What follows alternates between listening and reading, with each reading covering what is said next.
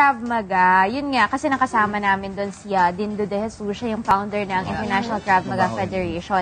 Tapos ang Krav Maga pala, it's not a martial art, so it's a form of self-defense. So tinuruan niya kami doon, yung first part natin, yung paggamit ng yung paggamit ng how will you defend yourself when someone points a knife on you, tapos when someone points a gun on you, tapos when someone snatches your bag, ganun. Tapos pag yung attempt na i-kidnap ka, ganun, yung parang hinihila ka, so tinuruan niya kami. So I'm sure ipapakita natin ngayon yan. Yan. Ayun o. Tada!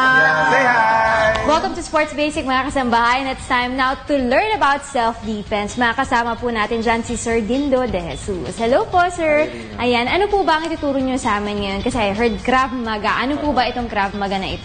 Krav Maga, Hebrew word siya, which means contact combat. So, it's a self-defense system. Nag-originate siya sa Israel. Talagang galing siya sa military. Then, in-adapt siya sa civilian use. Sir Dindo, upisahan natin kasi usong-uso ngayon ng mga snatchers ng cellphone. Ayan, dami kasi nagte-text eh. Paano nyo ginawa yun? Okay. So, ang problem ngayon, especially sa mga students, diba, sa mga streets, so yung mga nagsiselfone or nagta-tablet sila, tapos yung concentration nila nasa cellphone. So, eto is ini-snatch yung cellphone. Ngayon, ang technique nito yung tinatawag namin na reflexive. Hindi mo matatanggal yung kamay mo sa cellphone mo kasi nagta-type ka eh. So, ang magagawa ko dito is, if makikita mo sa peripheral vision mo yan, grabbing yung cellphone, yung nearest hand mo dun sa attacking hand, i-deflect. Okay? I-deflect yung hand na grabbing yung cellphone. So, ang technique nito, i-raise ko yung elbow ko, tapos yung cellphone mo, mababa. Okay. Para yung forearms mo, yan yung hand defense mo. Second defense mo is yung body. Kasi pwedeng hindi yung cellphone yung gusto niya eh. Pwedeng may taser siya, pwedeng may knife. So yung body ko is moving away. So pagka-grab, yung body ko is moving away. So hindi ko alam kung ano nandito niya, kung grabbing lang yung cellphone or sinasaksak na ako. I don't know. The first counter-attack mo, so hand, body, tapos angat mo yan and hampasin mo siya sa muka. Then, sipain mo sa groin. Kapag maliit kang na tao, pwede rin ba yung groin? Pwede. Kunyari, let's say, nandito siya. So, hindi mo abot yung mukha, no? So, in-attack. Yan. Okay? So, pwede mo siyang itulak, then run. Then run. Yan. Tapos ka. So, Sir Dindo, paano naman pag may knife attack tayo?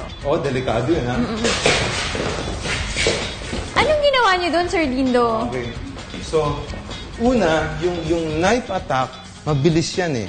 Hindi mo makikita talaga yung knife. Makikita mo lang yung arm niya papunta sa katawan mo. So, ang first reaction ko is, ibablock ko yung attacking hand. Okay? So, eto, hindi ko alam kung may knife. Open palm, tapos 90 degrees para hindi mag-slide yung attacking hand. Pero ang key dito is, as I block, no, simultaneous punch. So, pagka-stab niya, mag-punch ka agad para ma-stun ka agad siya. Okay? Ang next reaction ko naman, mag-stab pa rin siya. Let's say, addict siya. Diba? Yung punch ko hindi ganun kalakas. So, mag-stab siya, pupunta ako dun sa attacking hand niya. Bakit ganun? Para ma-limit yung stabbing. Kasi pag pumunta ako away, may stab ako. So, after nun, continuous na punching, now, yung groin too. And then you run. Oo. Pagbaksak niya, then takbo na ako. Kasi may knife siya. Yes. Oo. Run as fast as you can. Alright. Sir Dindo, gusto ko lang itanong, no? Paano naman kapag kid yung ina-atake nila? Siyempre, medyo maliit, tapos kunwari yung attacker medyo matangkad. Ano naman yeah. Let's say 6-footer yung kalaban mo. So, kung sasaksakin ka, yung saksak niya papunta, yes.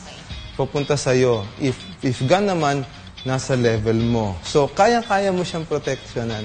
Speaking of gun, yan ang ating aaralin next week. Kasama pa rin natin dyan si Sir Dindo. So, this morning na pag-aralan natin yung kung paano mag-handle ng knife at saka yung cellphone, di ba? Next week, aside from gun, ano pa yung matututunan natin? So, yung grabbing sa'yo, kidnapping, papunta sa abduction. Abangan niyo po kami ni Sir Dindo De Jesus for more of Sports Basic.